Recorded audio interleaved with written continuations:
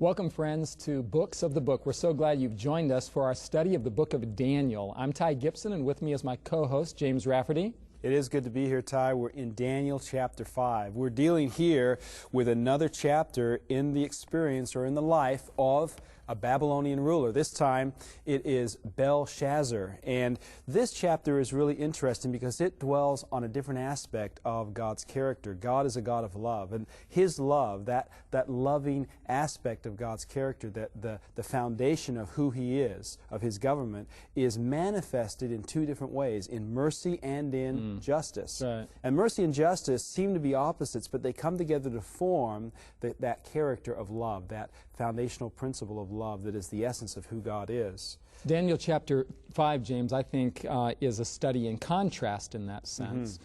We see in chapter 4 and the previous chapters of the book of Daniel the gradual but finally radical conversion of King Nebuchadnezzar as he comes under the influence of God's mercy and grace. And then when we come to chapter 5, we have this contrast with his son, or actually it's his grandson, Belshazzar, who is himself a witness to God's mercy, to God's grace. I mean, he saw and knows the history of his grandfather, Nebuchadnezzar. He knows God's influence, His mercy, His grace. At least he knows it intellectually as a witness to it. And yet, Belshazzar does not respond to God's mercy as did Nebuchadnezzar, but in fact responds in such a way that ultimately works his ruin. Yes, and one of the reasons for this is found right here in the opening verses, Daniel 5, beginning with verse 1.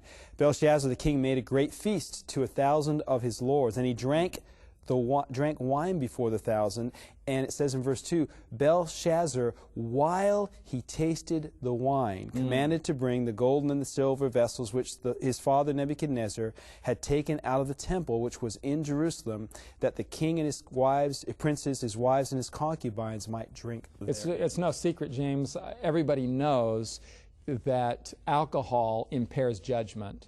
The language here is while he tasted the wine. That is, that Belshazzar, while under the influence of alcohol, while under the influence of this massive party that he's holding with just drunkenness at every turn, he is under the influence of alcohol, and his judgment is severely impaired. He begins to make decisions that are, in a sense, I mean, not even in a sense, I mean, directly defying the God of heaven that he has witnessed as an influence in Nebuchadnezzar's life. He defies the God of heaven. He enters into a state of mind and a series of actions that are disrespectful and irreverent. He takes the vessels of the house of God, the temple of God in Jerusalem, and he makes them a part of his drunken feast. Absolutely. And you know, what's interesting here, Ty, is the principle that we find in the Bible. You know, in the book of Proverbs, we are warned against partaking of alcoholic drinks, alcoholic beverages, not even to look upon wine when it ferments, when it changes, because the influence that it has upon us tends in the wrong direction. And I'm sure there are a lot of people out there listening, myself included, who can point to the influence of alcohol, the influence of drugs, and say, you know, I made decisions in my life, I took actions in my life that were detrimental, that I've possibly never recovered from, or that have taken my life in a direction that I never wanted or intended. And if I wouldn't have been under the influence of those drugs or of that alcohol, I would have gone in a completely different direction. Yes. It's ruined my life. It's impaired me. But I want to say to all those people right now that it doesn't mean that God cannot recover you from that. And that's why it's so important for us to recognize that, yes, there is a place where we can make decisions that bring us to a destiny that is not in harmony with God's will, a destiny of being lost, which is what we're going to find here with Belshazzar. But there's also a place where God can recover us, and God longs to recover us from the decisions we made while under the influence of these drugs. So we have here in Daniel chapter 5 a study in contrast between the conversion of Nebuchadnezzar and now the very clear rebellion and irreverence of Belshazzar. And we have here a clear indication or a contrast between the effect of God's mercy and now the necessity of God responding injustice. So as Belshazzar is engaged in this drunken feast, as he enters into these irreverent actions, shaking, as it were, his fist at the God of heaven, suddenly something astounding takes place.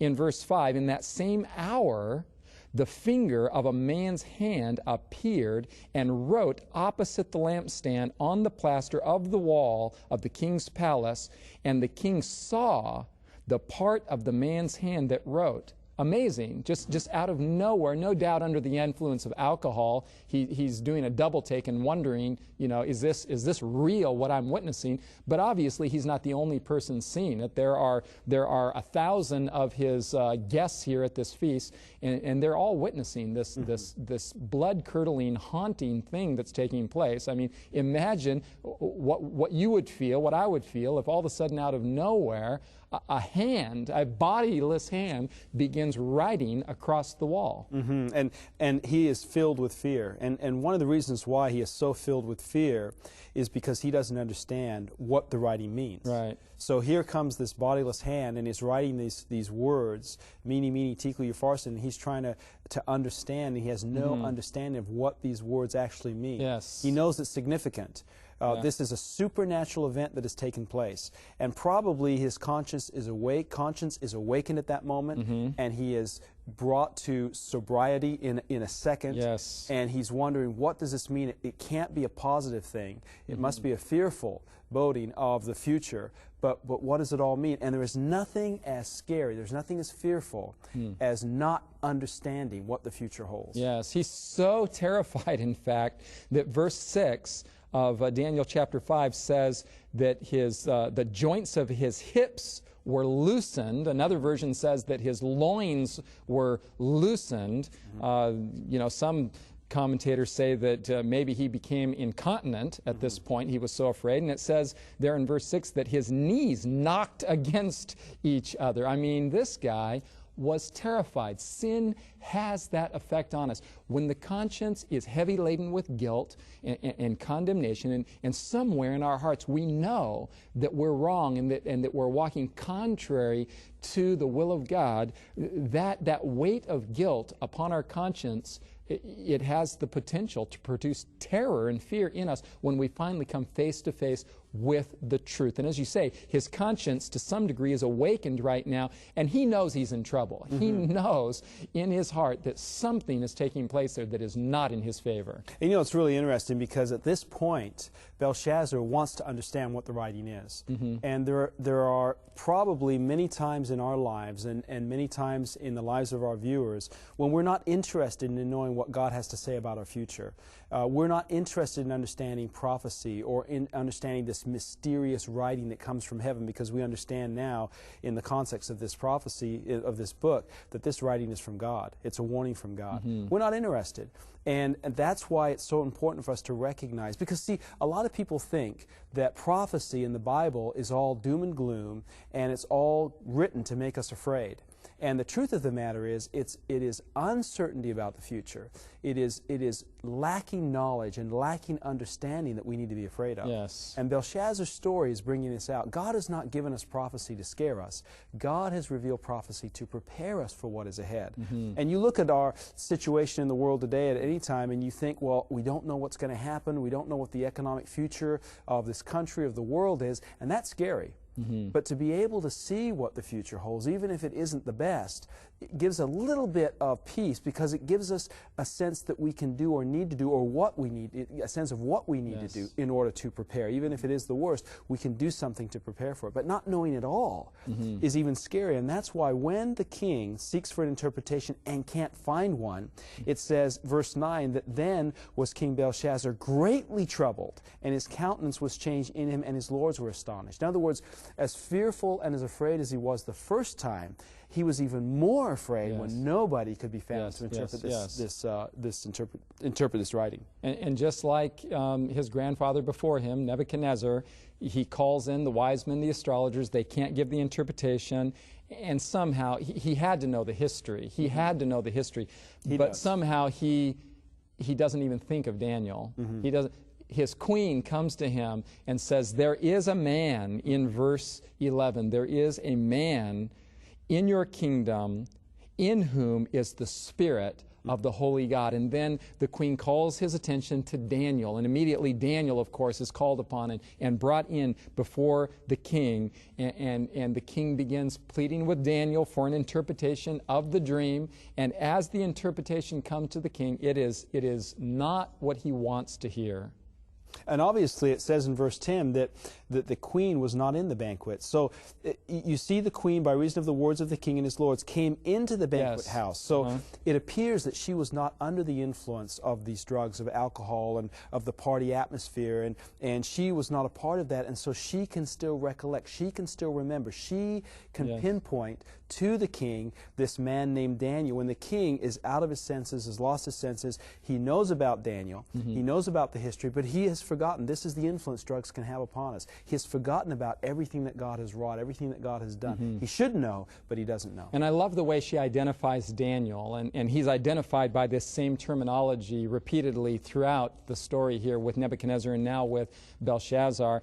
This is the one in whom is the Spirit of the holy God. I mean, wouldn't that be incredible if in our daily lives and in our interactions with people who don't know and necessarily believe in the Lord, wouldn't it be great if we were living in such a way, with integrity as Daniel did, purposing in our hearts not to defile ourselves as Daniel purposed in his heart, but walking in integrity, not just walking in integrity in any kind of haughty, religious, spiritually superior sense, because as we've seen in previous studies, James, Daniel is a humble man who is not filled with resentment and bitterness for the fact that he's been taken as a slave into Babylon and made a eunuch and made to serve the king.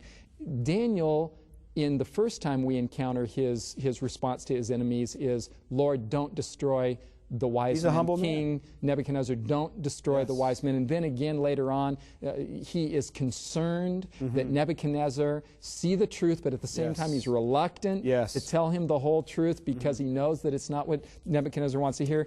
And here, Daniel has built a reputation, and his reputation is, this is the one in whom, this is a man in whom is the Spirit of the Holy God. Yeah, verse 12, for as much as an excellent spirit, an excellent spirit. What's an excellent spirit? It's just far surpassing the spirit of a normal person. And knowledge and understanding and interpreting of dreams and showing of hard sentences and dissolving of doubts were found in the same Daniel whom the king named Belteshazzar. Now let Daniel be called, and he will show the interpretation. Now I love that.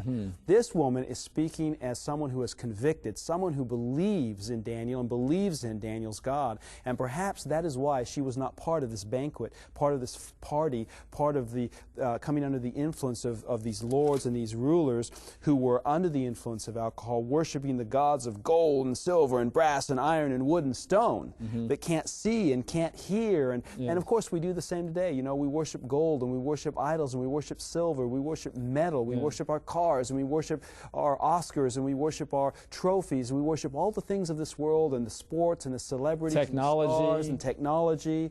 And in a sense, we're just as out of our senses as was Belshazzar and his lords and his princes. But this woman is within reason. She's got her senses about her. She's intelligent. She's thinking.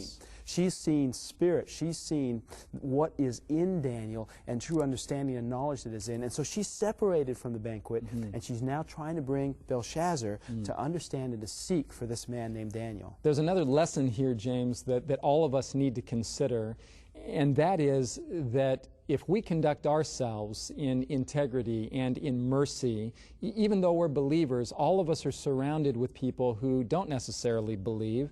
And wouldn't it be great if, when they come to a time of need, when they realize their need for the Lord, that they would immediately think to call upon that individual, that person, this individual, because there's an excellent spirit in them, and we have witnessed in them something that attracts us, and we know that they may have the answer and may be able to direct us to the right source of understanding and knowledge. And that's what we need, friends. We need to conduct ourselves in such a way as believers that people know that they can turn to us in their times of need and struggle and pain, and don't need to be afraid to turn to us for fear of condemnation.